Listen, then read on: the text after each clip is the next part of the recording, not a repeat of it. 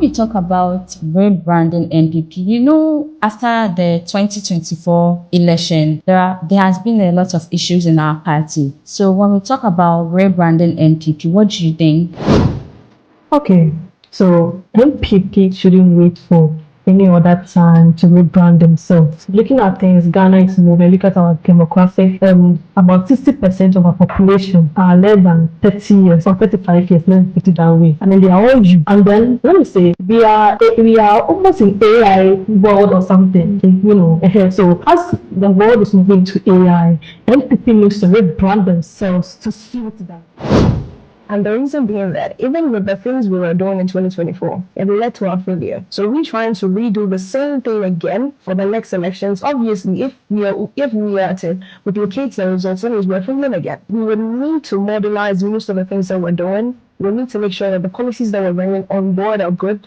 We need to also look at a point that most of the things we were doing before, if it didn't align with the current era that we're in, now we would have to make sure that it aligns with it.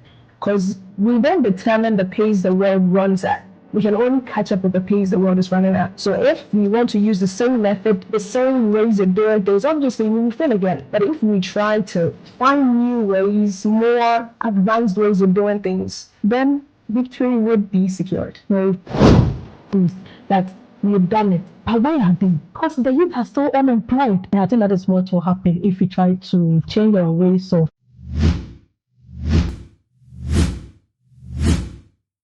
Hello, welcome to the best political podcast in Ghana, Rebranding NPP. My name is Annie Osei Apia.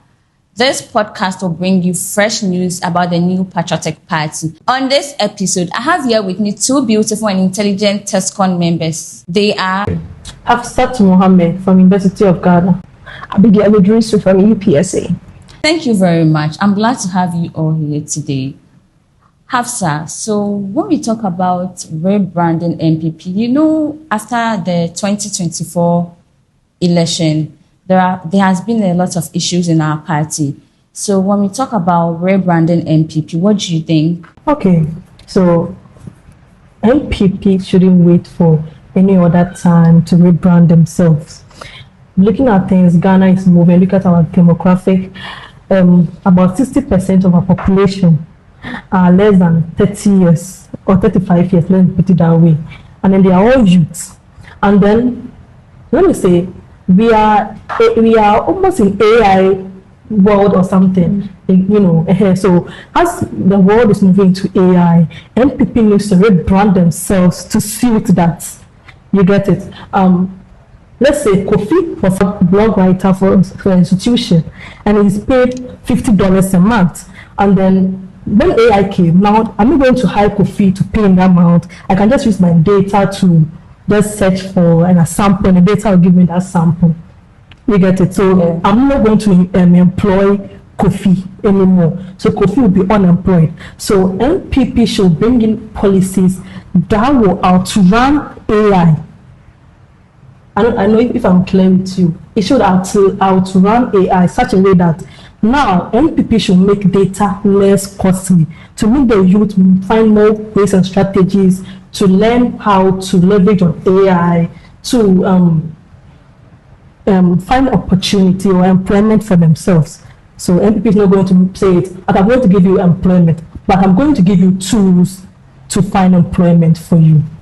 Okay, thank you very much. So if I understood you very well, we should move to the digital economy. Okay, so that was what Dr. Bamia was that's what he brought before. But then the communication didn't go much far for the average Ghanaian to understand. So they should find some communicators to educate more on this digital economy. Very well. That's great. Okay, so Abigail, do you think that the things that we were doing, the old things that we were doing before we left government, do you think when we keep doing those things, we are going to see new results in the upcoming election? That's 2028. No. And the reason being that even with the things we were doing in 2024, it led to our failure. So we're trying to redo the same thing again for the next elections. Obviously, if we are to replicate the results, then we're failing again. we would need to modernize most of the things that we're doing. We need to make sure that the policies that we're bringing on board are good. We need to also make it a point that most of the things we were doing before, if it didn't align with the current era that we're in, now we would have to make sure that it aligns with it, because we don't determine the pace the world runs at. We can only catch up with the pace the world is running at. So if we want to use the same method, the same ways of doing things, obviously we will fail again. But if we try to find new ways, more advanced ways of doing things, then victory would be secured. Very true. That's very. Yeah, I second you. That means that, do you think, Hafsa, do you think that we should involve the youth in most of our activities? Of course. Let the youth feel welcome in the party, in decision making. We shouldn't say he's too young, so he shouldn't be given a leadership role or something. We should give the youth some opportunity to exhibit their skills. Whether the youth go wrong somewhere, and we can correct the youth, but don't say the youth is not qualified to take a leadership role. It shouldn't be that way. So NPP should rebrand themselves at a way that it gives the youth more opportunity to be part of decision making in the country. That's very true. So I feel they should, what you just said, they should give the youth opportunities. They should be on the decision making table. They should be involved in That's right. So, Abigail, do you think that rebranding NPP is very necessary? It is not only necessary, but it's urgent. Because if we live in a time and age where excuses for failure is not accepted, so we presented NPP. That is the same way, same ideology, same perspectives that we've been presenting to the ordinary Ghanaian for some time now. Now we have hit a point where we have, I wouldn't want to say rock bottom, but we have gotten to that level where there's a need for us to reorient the Ghanaian about what the NPP is about. So if we are to rebrand, I think that is the way forward. Because the ordinary Ghanaian is no longer enticed about what the NPP is bringing on board. So we will first need to conscientize them about the new NPP first, before they will be open and receptive enough to receive our policies and our ideologies again. Thank you very much. So this means that we need to rebrand NPP to let the ordinary Ghanaians know our morals, know what the new patriotic party is about. Yeah, we shouldn't change the ideology, or then ideology is not anything. I don't think we lost because of ideology. Very well. So the way of educating or campaigning to the people should be checked. I think that is where the problem is. We should check how we campaign or do our politics in terms of communication, in terms of social media, in terms of a lot of things that I think NPP needs to check and then rebed their way of doing politics in the country. So it's not about the ideology per se, but I think it's about the ways of doing the politics rather. Yeah.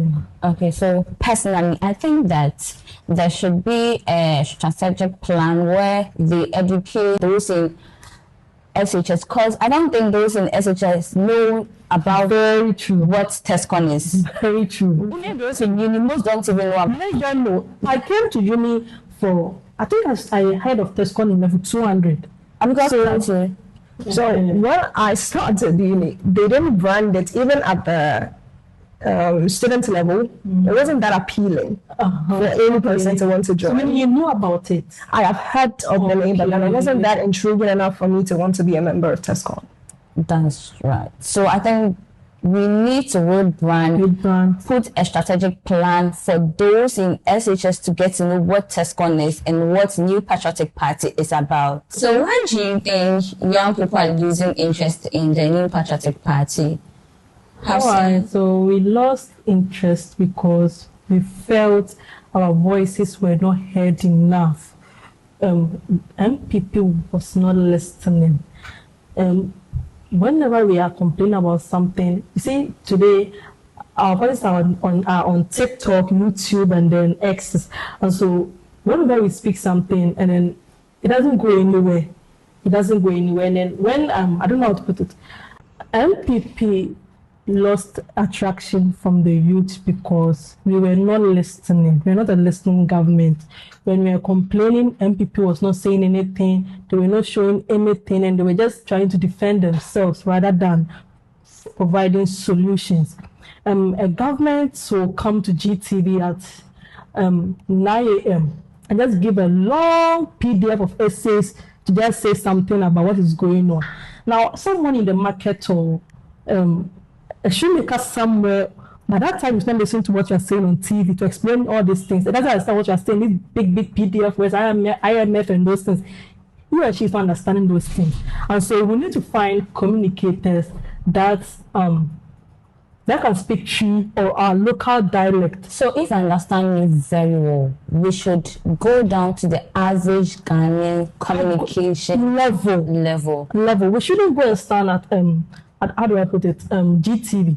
How many Ghanaians are watching GTV? And we don't watch GTV like first.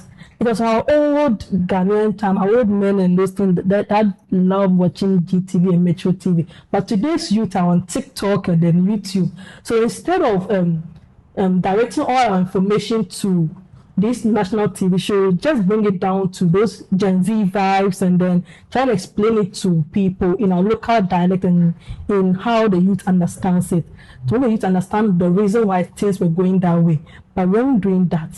So I think that is the reason why we lost attraction to the youth. Very well. So if I understand you very well, you mean we should communicate to the Gen Z level.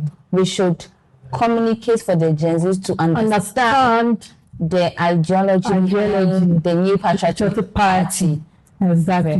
Very well. Okay. Because, like I said, I didn't know some of the policies MPP made until after election before I found out. This one district, one factory thing. It really happened.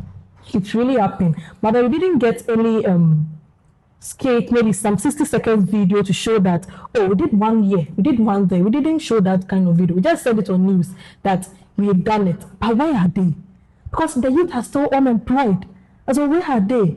But if we show evidences that, oh, we did this in a skit form, in some 60 seconds or 30 seconds video, that is the project MPP has done, I think it will attract Ghanaians to like the party again. And I think that is what will happen if we try to change our ways of doing this politics thing. That is why we are bringing rebranding. Rebranding doesn't mean we are changing the party ideologies, but then rebranding means with the same, like Esther said, with the same method, we can find different solutions. So with the same ideology, you can find different ways of doing politics in MPP. Thank you very much, Abigail. So what do you think will make the youth believe in MPP again? Okay. So there's a saying that goes that if you want to speak to a man's soul, speak the language he understands. So the era of the millenniums is not the time now. So at that time, their ways of doing things were quite different from now. If we would want to seem attractive to the youth again, of which we are all a part of the youth, they would have to be very intentional about communicating to us and then receiving feedback. There is no one size fits all. So you could have the plan, yes. Like she said, we are not changing the ideologies. We are remodeling the ideologies that we have. So we are using the same ideology, but speaking or contextualizing our communication to the aspects that we want to target. That way, where the youth is able to resonate with us, they are able to be on board. They feel genuinely that their voices are heard, because as we're communicating with them, we would also find it very essential to take feedback. And in that way, if our model lacked this, by communicating with them and being very particular about taking feedback, because if I'm talking to you and you're just looking at me, in my mind, you're not really listening. But if I'm talking to you, probably you could be given a response. Nodding is an indication that probably you understand. We are on the same pace or on the same path. And I think that is the way forward. Okay, thank you very much. So we would have to work on our communication. Very well. Thank you very much. So, Hafsa, why do you think NPP has lost connection with Ghanaians? We lost connection way back. Let's say even before we entered 2024 election. Exactly. We were not campaigning enough. We were not selling our candidates. We were just doing things to, let's say, make ourselves more admirable than the opposition party, but we're not selling our candidates. What about me bringing on board? We're not doing that. You see, someone doesn't understand digitization. When we ask the market woman, today I'm going to focus on those people because most of them don't understand some of the policies NPP brings on board. And then I once went on field and then I asked this woman, NPP, and then she was like, that thing that you guys are talking about, we are bringing 24 hours of corona. We are still upset. That is more than this 24-hour economy. Because with digitization, you have your phone with you. Your phone becomes your office. On the other one, with this just cheap data or available creative tools, you can become your own boss at home. Today, TikTokers are not getting branded. They are working, they are making money and all stuff. So then it's not more about how do I put it? Going to school and then getting before you become rich. Just with your phone, you can be someone you want to be. So I'm saying they should give NPP the chance to show that we are competent enough to govern the country.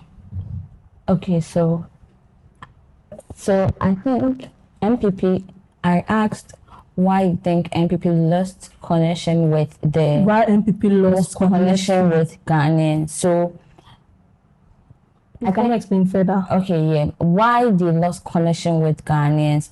Why most people stopped supporting NPP? I thought I probably have said that already. That we are not listening. Okay. Yeah, that is why NPP lost attraction from Ghanaians. Yes. Okay. Abigail, if you have one message to a new voter, a young voter, what would that message be? Okay, so my message would be that we should move past the era of just listening to policies, but then we should look out for a political party like the NPP who bring out the policies and are more concerned about implementing them rather than propagating an idea to come into power but not follow the plan because it was just a slogan. Very well. Thank you so much. So this is where we end today's episode on Rebranding NPP. Follow our social media accounts for more updates. My name is Annie Osei Apia. And I'm Hafsat Mohammed. And my name is Abigail Idrisu. Thank you very much. Have a great day.